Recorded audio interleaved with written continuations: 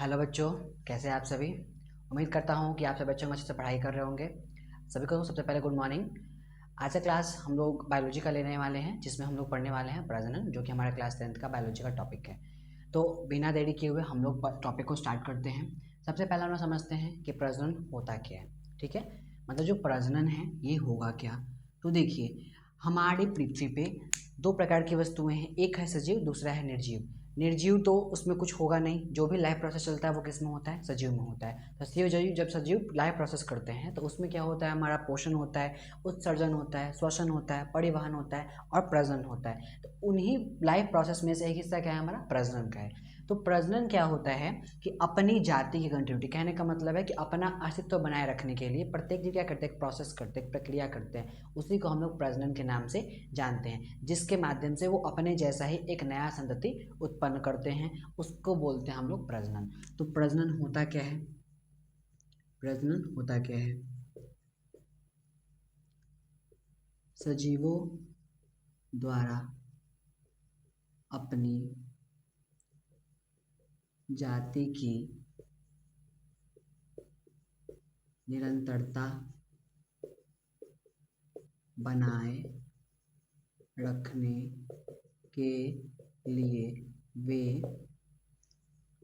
एक विशेष क्रिया करते हैं, एक विशेष क्रिया करते हैं, प्रजनन कहलाता है, प्रजनन कहलाता है। प्रजनन में क्या होगा कि जो भी जीव आएंगे, जो भी जीव प्रजनन करेंगे, वो अपने जैसा ही एक नया बेबी, एक नया बच्चा उत्पन्न करेंगे, उसको हम लोग बोलते हैं प्रजनन के नाम से। अब देखिए, हमारे आसपास दो टाइप्स के सजीव आपको दिखाई देंगे। एक होंगे जो अपने बच्चे को जन्म देंगे और दूसरा होगा जो अंडे को जन्म देंगे। तो जो भी जीव होते हैं जो अपने बच्चों को दूध पिला सकते हैं, मतलब कि स्तनधारी हैं, मतलब कि वो मैमल्स होते हैं, वैसा जीव जो अपने बच्चों को दूध पिलाते हैं, वो उसमें क्या होता है, वो अपने बच्चे को जन्म देंगे। और जो भी अपने बच्चे को दूध नहीं पिला सकते हैं, वो क्या करते हैं, अंडे को जन्म देते हैं। तो हमारे पास दो टाइप्स के सजीव होते हैं। एक होता है कि जो बच्चे को जन्म देने वाले होते हैं, बच्चे को जन्म देने वाले जीव, और दूसरा होता है हमारे पास अंडे को जन्म देने वाले जीव।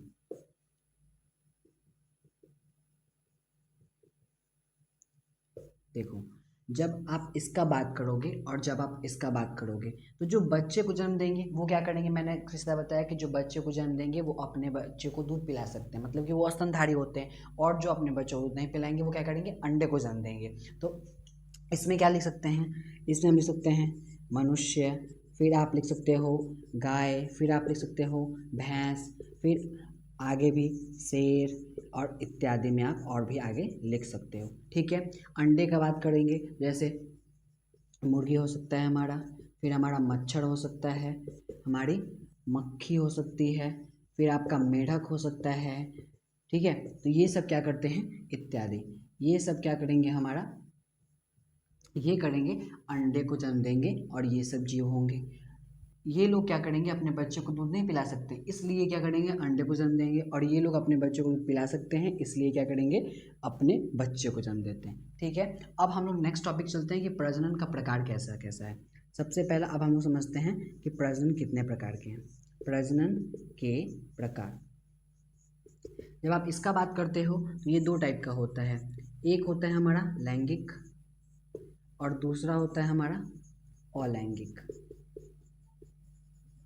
एक होता है हमारा लैंगिक, दूसरा होता है अलैंगिक। तो मैं भाई जो बोल रहा हूँ, देखो, प्रजनन में क्या हुआ कि सजीव एक प्रोसेस करेंगे जिससे उनकी जाति की कंटिन्यूटी बनी रहे। ठीक है, मतलब कि पृथ्वी पे उनका जो ये चल रहा है, जाति चल रही है, बार बार जो उनका ये चल रहा है, वंश बढ़ता रहे, उसको हम लोग बोलते हैं प्रजनन। और वो क्या करेंगे, दो टाइप से करेंगे, या तो बच्चे को जन्म देंगे या तो अंडे को जन्म देंगे। जो बच्चे को जन्म देंगे वो अपने बच्चे को दूध पिला सकते हैं, और जो अंडे जन्म देंगे वो अपने बच्चे को दूध नहीं पिला सकते। ठीक है, अब आते हैं प्रजनन के प्रकार में। तो एक होता है हमारा लैंगिक, दूसरा होता है अलैंगिक। तो हम पहले नेक्स्ट समझते हैं कि प्रजनन के प्रकार में जो लैंगिक होता है वो क्या होता है, और जो अलैंगिक होता है वो क्या होता है।